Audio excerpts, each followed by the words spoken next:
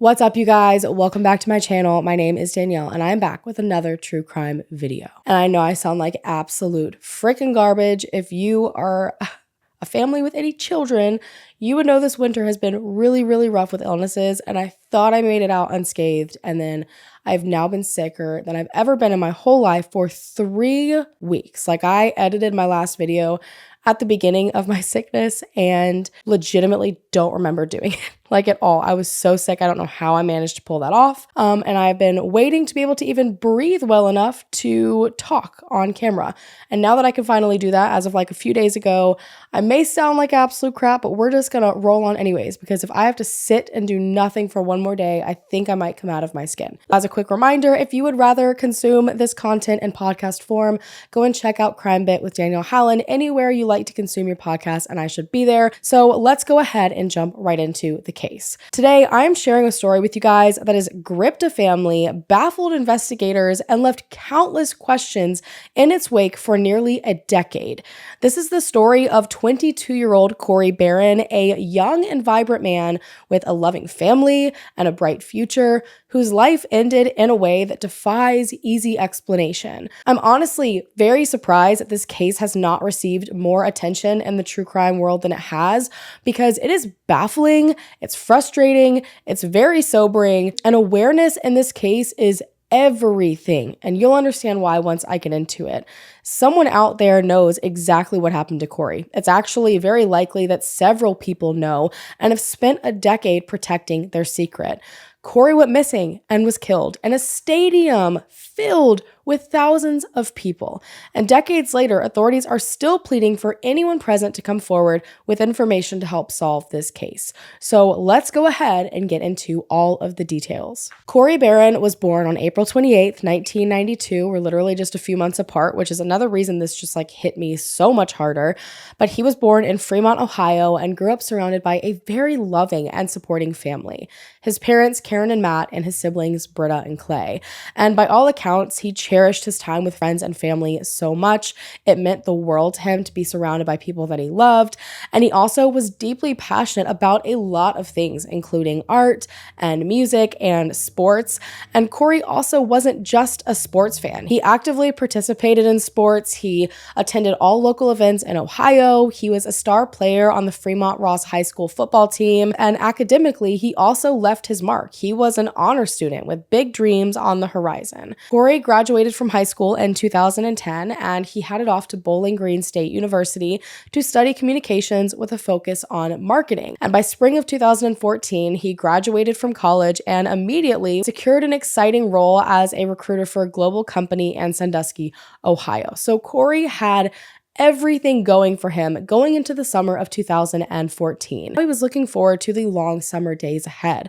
However, in July of that summer, everything changed. July 18th, 2014, Cory and his family were excited to attend a country music concert at Progressive Field in downtown Cleveland. It was supposed to be the biggest concert of the summer, a major event. It was headlined by Jason Aldean, Tyler Farr was there, Florida Georgia Line, Miranda Lambert. I mean, this was going to be a pretty big event, to the point that they were kind of putting information in the media about how, hey, this is going to be big. We're probably going to have a rowdy crowd. Like, everyone just be prepared, stay safe, all the things. And Cory was so excited. And so he headed there that night with his brother and his sister and a handful of friends. They managed to secure seats in section 541, which was toward the back of the stadium. I've seen one other potential section out there floating around in sources, but I've not seen it as consistently. So I'm going with section 541. And while these weren't necessarily the best seats in the house, they were referred to as kind of nosebleed seats on the very top floor of the stadium. They were more than sufficient for Cory for a night filled with live music and good company at this sold out show. There were thousands and thousands of people that were planning to attend. And according to everyone that was there that night with Cory, the night was going just as planned. Everyone was having such an awesome time. They were enjoying all the openers. There was great food, there were great drinks, and everyone was just kind of enjoying their time before Jason Aldean eventually hit the stage. And at around 9:30 p.m. that night, Cory casually mentioned mentioned to his family that he was going to head off to another portion of the stadium to visit another group of friends that were also attending the concert. He just wanted to stop by, say hey, and visit for a little bit before Jason Aldean came on.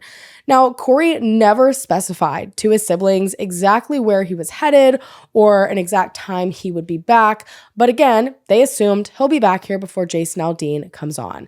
No one had any clue that this was going to be the last time they would see Cory alive. While Cory was off visiting friends, his family was having an awesome time. They were soaking in the music. But as the night continued on and Jason Aldean eventually hit the stage, Cory's absence continued. And I'm sure at this point, they likely figured that he just decided to hang out with his friends for the remaining portion of the concert. I've actually been in a very similar scenario before where I went to see other friends, and in the midst of being there, the headliner came on, and obviously you want to watch that. You don't want to have to walk back out and, go across the stadium or wherever you are. So I'm sure that's probably what they were thinking. But they started to feel a little bit uneasy because all text messages and calls to Cory just to make sure he was okay, he found the right spot, went unanswered. And that worry eventually exploded when the concert ended and Cory was still nowhere to be found. All of the calls and texts to his phone were still going with no response. And so as people were flooding out of the stadium, which is honestly one of the most chaotic points in a concert, in my personal opinion, his family was desperately weaving through the crowd trying to locate Cory. They searched the entire stadium as thoroughly as they could, checking bathrooms and the concourse and, other sections. And then they eventually made their way out to the parking lot to see if maybe he decided to wait for them right out front or had gone to the car. But still, there was no sign of Cory. And eventually, they even managed to find the friends that Cory was supposed to be heading off to meet. They figured that maybe he told these friends where he was going, some sort of insight to where he could be, but to his family's shock and horror, they actually found out that Cory had never even made it to see his friends that night. He walked away from his seat at 9:30 p.m., hours earlier, and vanished. Cory was not the kind of person that would just walk off without saying a word to anyone, without some sort of communication. I mean, hell, his career was literally in communication. So they hoped that maybe this was just a misunderstanding, maybe something happened and he had to leave, or maybe this one time he just slipped up and forgot to say something. But the following morning of July 19th, when he still couldn't be found, he was still unreachable by phone, they knew they had to take the difficult step of reporting him as missing. From the very beginning, there was something just deeply unsettling about Cory's disappearance. Every single person that knew him, his friends, his family, even just casual acquaintances, could not fathom that he would simply leave a night he was clearly enjoying without a word. So right away, it seems that everyone knew in their gut that something really bad had to have happened to prevent Cory from reaching out to his family, to prevent him from getting back to his seat, to prevent him from getting to his friends. It was just about figuring out what that thing was. Within hours of the concert's end, the investigation to look for Cory was underway. And apparently because of how strange his disappearance was, the FBI was called in immediately from the get-go. And that is kind of strange to me. I don't know if they figured Cory was trapped somewhere or if they immediately kind of knew foul play maybe had to have occurred. But regardless, everyone was dedicated to finding Cory. And over the next couple of days, the main focus was to search every single inch of Progressive Field. And they didn't just do this once, but 3 times. Investigators searched every single corner of the stadium, just like his family had done that night. The concourses, seating areas, to the more isolated corners. But nothing was providing answers at all. So they decided at this point their best bet was to check surveillance to see if maybe it captured Cory anywhere. Did he possibly meet up with someone? Was he captured leaving the stadium by himself or with someone else? Did he get into a taxi? I mean, all of these questions had still gone unanswered, but unfortunately, this also got them nowhere. After pouring through hours and hours of footage, they couldn't find any sign of Cory at all, or even evidence that he ever left the stadium, indicating there was a huge chance that he was still there, which immediately gave me like Brian Schaefer vibes. And obviously that's alarming. But unfortunately, they also found that there were several blind spots at the stadium that lacked any type of surveillance entirely. So there was no way for anyone to know for sure either way. They had nothing to point them in any solid direction at this point. There was no discarded clothing. There was no indication of a struggle anywhere. Nothing to explain how he could simply vanish in plain sight. No evidence he left early or had a friend pick him up. I mean, I'm sure they checked his phone. I'm sure they checked to see if he got an Uber or a taxi. It legitimately felt like Cory walked into the void. And so at this point, authorities decided to bring in a scent dog to try and pick up Cory's trail and hopefully see where he went after he left his seat. And it was stated in several different articles that the Cleveland police didn't have cadaver dogs at this point. And I'm unsure if this was brought up because they maybe mentioned they wanted to have them, if they had any sort of inkling that Cory might not be alive any longer in the stadium, or if they really just wanted scent dogs. But regardless, the scent dogs were sent out and those searches came up empty-handed as well, just adding even more frustration and mystery to what could have happened. Cory's family at this point, that lived about 40 minutes away, set up in Cleveland to relentlessly search along Cory's friends and authorities. They knew just how important raising awareness in this case was going to be, because there were thousands and thousands of people at this concert that could potentially have information. It's just about making sure they knew Cory went missing to begin with. So they started to print out thousands of flyers. They were making posts all over social media. Cory didn't disappear on a dark road in the middle of nowhere. Someone had to have some sort of information. Meanwhile, authorities were attempting to get the list of employees and concert goers from Live Nation and the stadium because, again, this is a huge piece of information to have. I mean, most cases, they are barely able to narrow down the suspect pool or witness pool at all, but there's like a set list of people that were there that night that authorities could work from, but unfortunately, Live Nation didn't seem to want to hand any of that information over, so authorities just had to subpoena it and wait. And then 4 days after the concert, on Tuesday, July 22nd, 2014, devastating news hit the Barron family. At approximately 1:45 p.m., a 911 call came in from an employee at a landfill in Lorain County, which is about 35 miles away from Progressive Field. The caller reported that he had made a grim discovery. There was a dead body in a dumpster load that had been picked up from a Cleveland route. And that Cleveland route serviced the stadium. This is where a worker discovered the body of 22-year-old Cory Barron of Fremont around 1 o'clock Tuesday afternoon, just after a truck had delivered a load. Sheriff's deputies were called to the scene. They were able to talk to the truck driver and the facility manager and determine where the truck came from. The current truck that was there, the load came from the Cleveland area. The body matched Cory's description. Officials say his concert ticket and identification were found with him. Cory was last seen at the Jason Aldean concert at Progressive Field Friday night. Since then, friends, relatives, and police had been searching for him. When it appeared on the beginning that it fit the description, we immediately contacted Cleveland and advised them what they had. So they sent detectives out here. How on earth did Cory walk off from his seat to see friends and end up in the stadium dumpster? And the journey to uncover the truth was just beginning. And it's a journey that authorities and his family are still on to this day. Forensic pathologist Dr. Stephen Evans conducted Cory's autopsy, and his report indicated that Cory had suffered from multiple blunt force trauma injuries to his head, his trunk, and his extremities, which were consistent with a high impact fall. So with all of that information, the working theory at this point was that Cory somehow ended up falling down the trash chute at the stadium. The chute was not far from his seat, and it dropped roughly 5 stories, over 50 feet, into the dumpster below. And hitting the dumpster at the bottom is believed to be what killed Cory. Now, as if that information alone isn't disturbing enough, another questionable discovery was made. Dr. Evans noted that while the injuries could be attributed to the fall down the chute, it was also very possible that Cory sustained these injuries before he even fell in, which would mean that Cory was potentially assaulted and then went down the chute into the dumpster.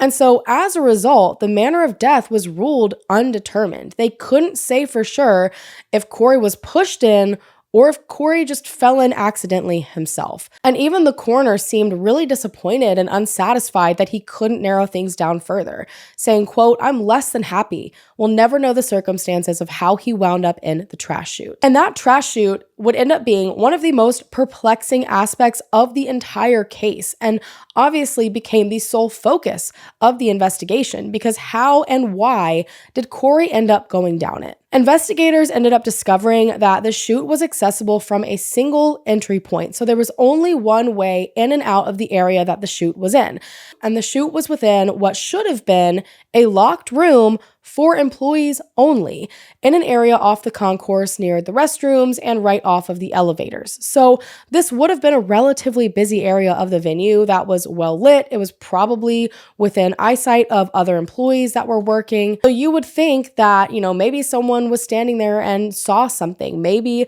there were cameras. But unfortunately, as they were investigating, they also discovered that this chute room was in an area with significant security oversights. And that's even putting it lightly. Like, I'm giving them more than they deserve saying that. The room that was housing the trash chute was not only easily accessible because of the area that it was in, it was kind of more of a common space, but it was also alarmingly unsecured on the night of the concert. The lock on the door to this room had been broken for months, and that was a fact that had been known to the stadium the entire time. Back in March of 2014, just a few months before Cory's death, a door company had actually recommended that the doors to the chute room be replaced. But unfortunately, for whatever reason, that didn't happen. And so a couple months later, in May of 2014, those same concerns were raised again, but still nothing was done. And so again, a few months later, in June of 2014, an inspection ended up being done for insurance purposes for the Cleveland Guardians, and this insurance report documented these same issues, demanding immediate action, noting that this was a huge safety hazard for anyone who came to the stadium. And somehow, for the third time, nothing was done. So not only was this room unsecured, but this room also fell in one of those areas where there was a security camera blind spot. So in a nutshell, anyone that was in that stadium that night could get into that room without any struggle, without any proof they ever went in. No one would ever know the wiser. Authorities looked into the chute itself. They discovered that it is positioned kind of like at waist height, maybe a little bit higher based on pictures that I've seen. And the chute itself is a 2 foot by 2 foot opening. So it's a very small opening. There was also a door on the chute that has to be pulled up to gain access to the chute, which, by the way, there was also no working lock on that door. So essentially, there was not a single thing preventing anyone from coming and putting something down into that chute. This was a disaster waiting to happen. And so at this point, they had to figure out, was this an accident? Or did someone potentially shove Cory in there? One of Cory's friends ended up coming forward and indicated that he had been extremely drunk that night. Toxicology results also confirmed that he did have alcohol in his system, but unfortunately, due to the level of decomposition, his body did sit for a couple of days in the summer heat. It was impossible for them to determine the exact amount of alcohol in his system. They couldn't really use that information to determine the level of intoxication he was at that night and what subsequently might have happened because of that. But aside from the alcohol, his toxicology screen was clean. And so as a result, a lot of people began to theorize that this was likely just an accident, that Cory stumbled into this area while drunk, accidentally fell into the chute, or maybe it was a drunken misadventure, a dare that he had gone on that led to his death. However, Cory's family, friends, and the police did not seem to believe any of those theories. Drunk or not, Cory was 6'2" and weighed a little over 225 pounds. He was a big guy, which would have made it incredibly challenging to get into that chute. You don't just accidentally stumble into a hole in the wall that's that small that your shoulders barely fit through and accidentally fall into that. I mean, gravity isn't even working with you really at that point. And as just like a brief example, my brother-in-law is about the same size as Cory, and he has just this tendency to, like, if there's a hole, he's falling in it. He works in construction with my husband, and he's falling through ceilings all the time and just all the things. And he actually fell through the floor at one point into a similar opening, a 2x2 well, and he got stuck right away. And that's with gravity working with him. So it just seemed really hard to believe that he could accidentally fall into a hole in the wall, especially being as big as he was. And it seems that a lot of people believe, maybe he was walking around trying to find the bathroom or the elevators and he accidentally walked into that room, which being unlocked, I for sure can see that happening. But I feel like it would be immediately obvious that he was in the wrong place. And if he was somehow drunk enough to where he didn't even realize that, I just still feel like, what are the chances at that point, if he's that drunk, that he just so happened in that whole room to find a 2x2 hole in the wall, contorted his body to a 90-degree angle, and then shoved himself down? Like, even the police at this point said that it just was not likely he accidentally fell in. It would have to be intentional. He would have to put himself in there, shimmy himself in a weird way.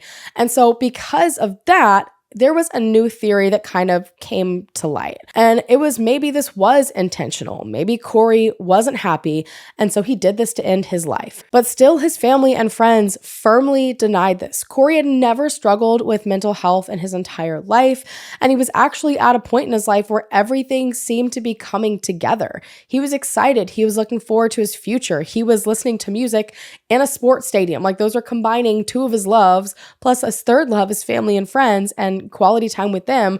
Like, that just didn't sound like the time or place something like that would happen.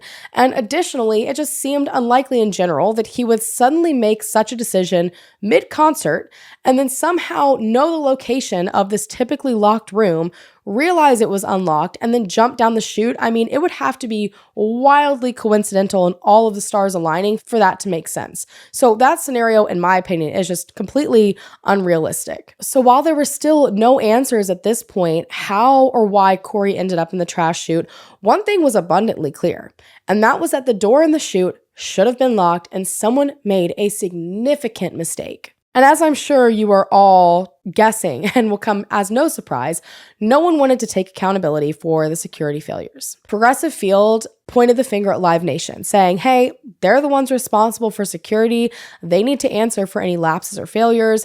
And in response, Live Nation was like, absolutely not. They said security issues were not their responsibility and instead blamed the stadium's management. So it was just a bunch of finger pointing. No one wanted to answer why that door wasn't locked. No one wanted to take responsibility. No one really even wanted to make a statement for a good period of time, which is a really crappy way to handle that, not just for the public because they rely on those things to stay safe at these concerts and at these games, but also for Cory's family. But that didn't seem to be the end of the disappointment. It also ended up being revealed that while the police and FBI did conduct what they said were thorough searches at the stadium, which I'm sure they did do a pretty good job, they didn't ever check the dumpsters. Not a single time. And I think that's why there was so much focus on authorities not bringing in cadaver dogs, because I've not seen it stated when exactly that dumpster had been picked up. I'm assuming that it was picked up the morning his body was found.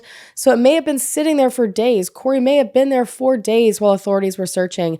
And if they had thought to search the dumpsters, he might have been found sooner. And while I understand that finding him sooner obviously doesn't prevent his death, it prevents a hell of a lot of heartache for his family and a bunch of time where they have no clue what is going on. It was just a really awful situation. Jason Aldean also had expressed his condolences in a post online, but Cory's family also felt that that just kind of fell flat for them. Thousands of people were there that night, and thousands of them came to see him and likely followed him. They believed that he should have used his platform to encourage fans to come forward with any information they had, because that was what was needed at this point. But his post, in my opinion, just kind of came off as, oh, there was a really tragic accident that night of the concert. My condolences to the family of this person, and that's that. Instead of saying, hey, we've got an unsolved death right now. If you saw anything that night, please reach out to authorities. And so unfortunately, because it was so challenging to track down all these people, to make sure that people even knew that the concert they attended, someone died at, and they might have helpful information, it led to the case kind of just sitting stagnant. And so by 2015, just months after Cory's death, and despite even authorities saying they felt something was off, they just didn't have the evidence to prove it. So Cory's case was deemed likely accidental and his case was closed. Cory's family refused to let his case be swept under the rug. From the moment he disappeared, they knew something was off, that foul play had to be involved. And when the initial investigation ended with so many unanswered questions and an undetermined manner of death, they were not going to just accept that and move on. And I don't think any family honestly would. They knew that it was up to them at this point to push harder. And so they ended up hiring a private investigator team that are made up of a bunch of retired FBI agents, one of them being a man named Dick Wren, and he meticulously combed through every detail of Cory's case for years with the family. They knew the information they needed was out there somewhere. It was about putting the work in to find it. They organized vigils, they continued printing out posters, they raised a $50,000 reward, all in a bid to keep the pressure on law enforcement and also to raise awareness, to encourage anyone with information to come forward. I feel like when it comes to concerts like this, it's easy to immediately assume, oh wow, there's so many people there, this should be easy. But that's not the case at all. I mean, obviously it's a good thing. It's better than no people potentially witnessing it. But at concerts, people are typically highly intoxicated, which first of all can make them an unreliable witness, or they're intoxicated and totally unaware of things happening around them. And also, people kind of excuse and brush off certain behaviors that they witness at concerts. I feel like it kind of goes hand in hand with my theory that like people on vacation let their guard down and can become much easier targets because of this false sense of like security and, oh, I'm here in a concert, I'm here with security, and obviously that means I'm safe, other people are safe. There's no telling how many people might have seen something and then shrugged it off as just regular concert behavior, thinking, hey, security will handle that. I'm going to keep having my good time, having no idea that it led to the death of Cory. And on top of all of that, people also travel to see concerts. It's very likely that hundreds, if not thousands of attendees went home cities or states away and had no idea someone went missing and died in that stadium that night. And so raising awareness and reaching those people that attended was top priority. In 2016, his family also decided to file a wrongful death suit against Progressive Field and a handful of others, arguing that the stadium's negligence, especially with the broken lock on the chute door, created a dangerous environment that led to their son's death. I mean, they failed to even put like a paper up or anything that said, hey, don't come in here, employees only, danger, like put a cone there. There are about a dozen things that they could have done and they failed to. Now, the lawsuit did eventually get settled outside of court, but that legal compensation was not really what Cory's family was after. They wanted answers. So for years and years, they continued their work, the PIs continued their work, and in a dramatic turn of events in 2021, the tides began to change. So those retired FBI agents for the family managed to gather fresh evidence, new witness testimonies, additional forensic details, and even potential persons of interest. And they brought all of this compelling information to the attention of the Lorain County Coroner's Office. Several witnesses had come forward in all of those years with accounts that strongly suggested Cory got into an altercation that night just after leaving his seat. And several other witnesses directly pointed to a very specific group of people hell-bent on causing chaos that night. So one witness who was in Cory's section reported seeing several men in that same section acting belligerently the entirety of the concert. They were urinating on people, which what the hell? They were spitting on people and just generally stirring up trouble. And so according to this witness, that same group left the area the same time that Cory walked off to visit with his friends. And a short while later, before Jason Aldean had even taken the stage, that same group returned and suddenly grabbed all of their stuff and left the stadium before the headliner, the main event of the concert, came on, which this person thought was a little bit weird. Another witness came forward and said that they saw a heated altercation between someone they believed to be Cory and a man around 9:45 p.m. So again, just minutes after he left to meet with his friends. This witness claimed that they saw Cory in a verbal and possibly physical altercation with a man near his section. And after the confrontation ended and Cory walked off on his own, this man and a handful of his friends followed after Cory. And so this witness was worried that maybe that initial altercation woman may have set off a chain of events leading to Cory's death, that these people may have followed him and continued said altercation, but now it would be Cory against a bunch of people. And while I'm not sure if they were ever able to confirm if these two groups were the same, it's kind of hard to ignore that this may have been the same group of belligerent jerks from that first witness that had been urinating and spitting on people, which would make it that much more suspicious if they potentially went on to get into an altercation with Cory, a man who was later found dead, followed after him, and then immediately afterwards, all of them left the stadium. There was also another witness that claimed to have overheard two men and a woman speaking about an incident with someone at the concert. But again, the kind of vagueness made things really challenging. But that also led them to putting out a description of a woman that they believed might have information about Cory. So there was a blonde woman in her late 30s or early 40s wearing a homemade t-shirt that was actually lyrics from the Miranda Lambert song Automatic. And this woman was seen standing near the group of belligerent men. And I'm unsure if this woman is the same woman that the witness overheard speaking to two men, or if this is just someone else entirely. It's not clear if she was with them or just coincidentally standing beside them, but regardless, she was close enough to them to possibly have heard or seen something. And so they were trying to locate this woman, and it doesn't seem that they've found her. And so I wanted to put that out there in case someone recognizes that very general description of a woman. But all of this information together seemed to really strongly suggest that Cory was in an argument with someone, and pretty quickly afterwards, he went down a 50-foot chute and ended up dead in the bottom of a dumpster. And so hearing all of this information, the medical examiner took a pretty bold step. They recognized that the injuries on Cory's body, particularly those to some areas of his head and his chest, did seem to indicate he had been in an altercation rather than a fall. And so the medical examiner formally requested that the police reopen the investigation. The coroner's office reached out to Cleveland Detective Sergeant Aaron Reese specifically, urging that a comprehensive review of the case was necessary given all of this new information. And Sergeant Reese confirmed after seeing all of it.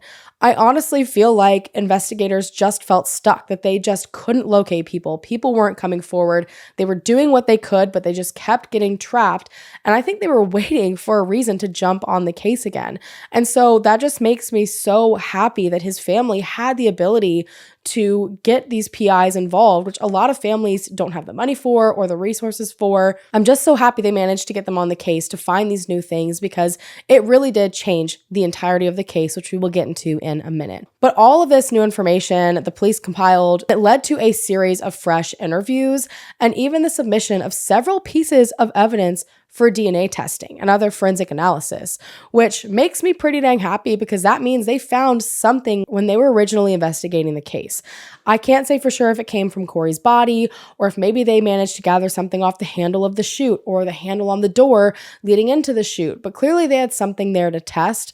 But unfortunately, I don't know what happened with all that testing. That information has never been released. They also decided to start releasing photos that were taken of Cory's section that night. They posted them publicly, zoomed in on different areas, saying that the people in those photos, they needed them to come forward to speak with police. And it's kind of frustrating to hear that, because that means that after almost 10 years, several people that were sitting in Cory's section that were right there with him obviously didn't know to come forward to talk to authorities. And to this day, I still don't know if every single person in those photos has been identified and spoken with the police. They also, however, really wanted to look into the witness's report, the first witness that saw Cory walk away and then saw these men leave afterwards, then come get their stuff and leave the stadium altogether.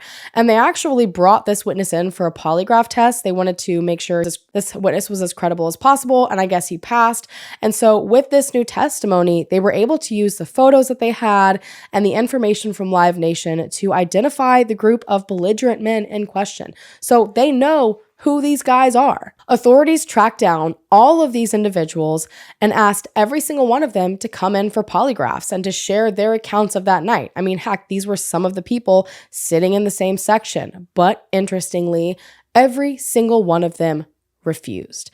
And without further evidence, there was really no way to force them to cooperate. However, all of that additional investigative work was not in vain. Not even a year later, in 2022, a new coroner, Dr. Frank Miller, decided to review all of the updated evidence and made a huge decision to reclassify Cory Barron's manner of death from undetermined to homicide. Originally, the Lorain coroner found no foul play in the incident, but things have changed. Brianna Dahlquist is live at Progressive Field with more details.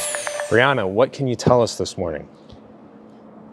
Yeah, good morning. What I can tell you is the death of 22-year-old Cory Barron is now considered a homicide. He was right here at Progressive Field enjoying a Jason Aldean concert back in 2014 when it was reported that he fell down 5 stories into a garbage chute back in 2014. Barron's family never stopped looking for answers. They never gave up hope.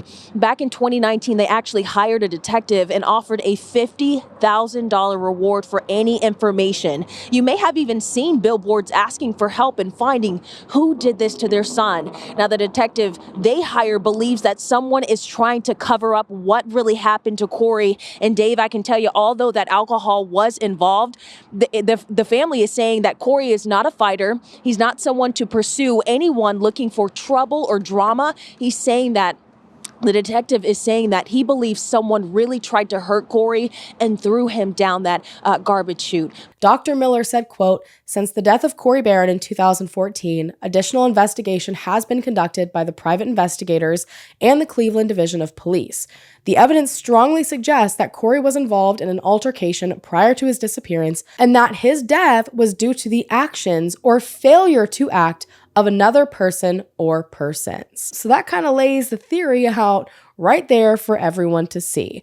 And Dick Wren, one of the private investigators, also publicly revealed at this point that based on the bruising and injuries that they observed on Cory's body, they believe that Cory had been struck in the head by something, repeatedly kicked in the ribs, and then forcibly shoved in the trash chute. So at this point, there was no more speculation from the coroner, from investigators, from the family, that Cory accidentally somehow fell into this 2x2 hole in the wall. Someone beat the ever-loving crap out of him and shoved him down there, ultimately causing his death at the bottom of that 50-foot chute. And for Cory's father, Matt, and I'm sure the entire family, this news was really bittersweet for them. His father, Matt, said, quote, "This is the best news we could get, short of someone just coming forward, short of someone saying they were a part of this, something that we wanted from day one. They had spent a decade at this point fighting for Cory, saying we know him well enough and we know enough information in this case to confidently say someone killed him. This is a homicide."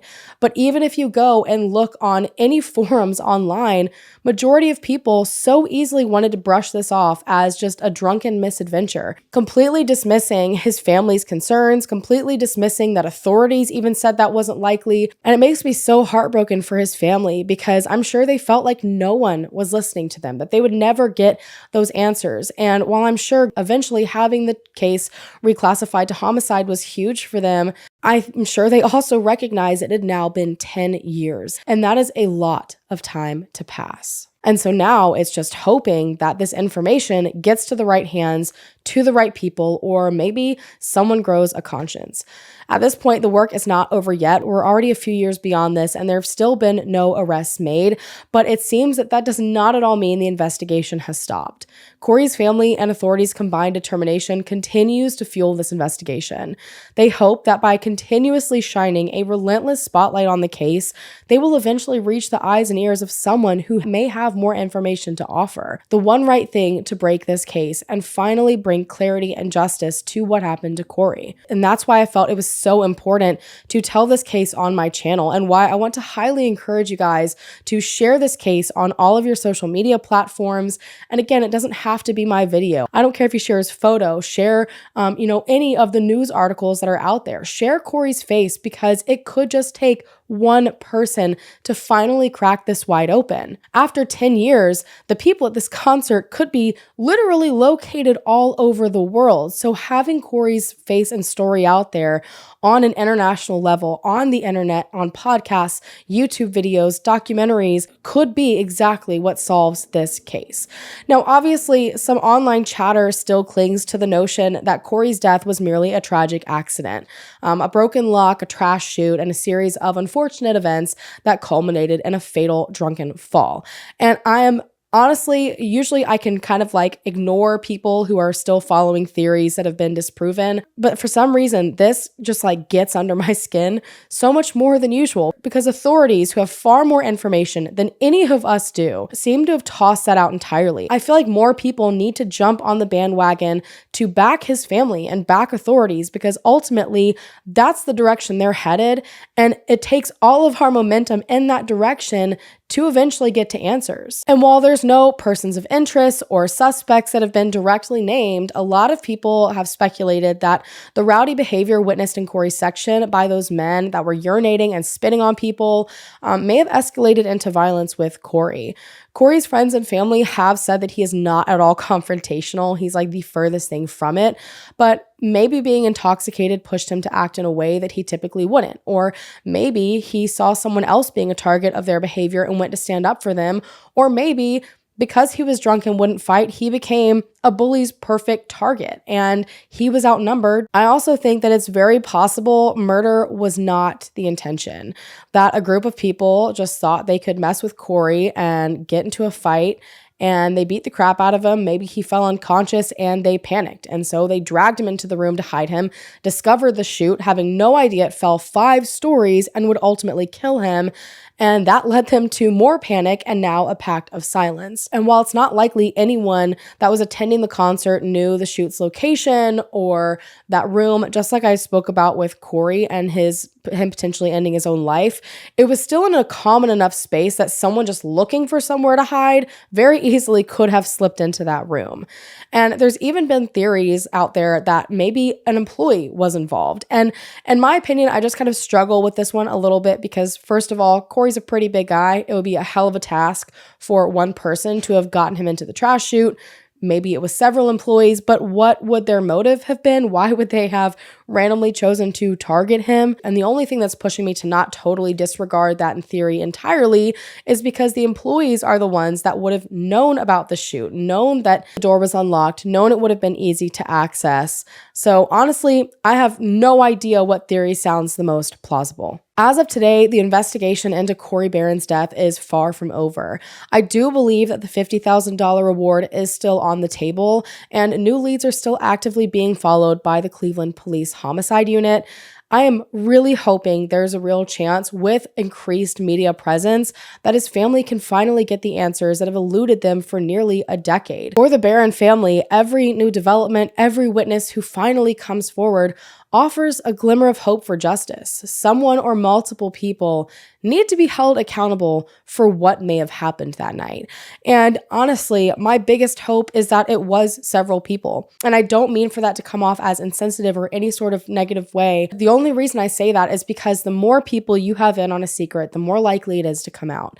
People grow apart, alliances change, people lose sleep and realize they can't live with the secret anymore. So if there were several people involved that night, which I personally believe there were at least 2, hopefully someone eventually cracks. Cory seemed to have been such a good guy with so much going for him. And to think that a bunch of drunken idiots may have stolen that from him and his family in literally a matter of minutes at a time where he was enjoying some of his favorite things in life is so infuriating. If you've been in the true crime genre for long enough, you know the power of social media, that getting this case in front of so many eyes and putting on this pressure could make all the difference. So I know I've already said it, but I'm going to say it again. Please suggest this case to all of your favorite true crime content creators.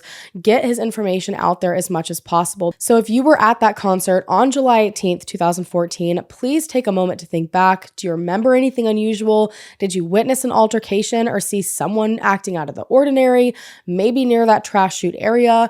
Perhaps you even recognize the woman in the Miranda Lambert t-shirt. Authorities are also still asking for people to send in photos from that night. People take tons of pictures at concerts. So if you have any from around 9:30 that you took while getting food or grabbing another beer or going to the bathroom, taking a selfie, no matter how small it may seem, could be the missing piece that finally unravels this mystery. Cory Barron is more than just a name in a missing persons case. He was someone's son. He was a brother and a friend. I feel like when you consume enough true crime content, it's easy to kind of disassociate from that and separate yourself from the reality. But his disappearance and his death shook an entire community. It changed so many people's lives. On that note, I'm going to go ahead and go, you guys. Let me know what you think down below in the comments. If you haven't already, go ahead and hit the subscribe button down below to become a part of the Hallan fam so we can hopefully bring them home together or bring them justice together. And I will see you guys in my next video. Bye.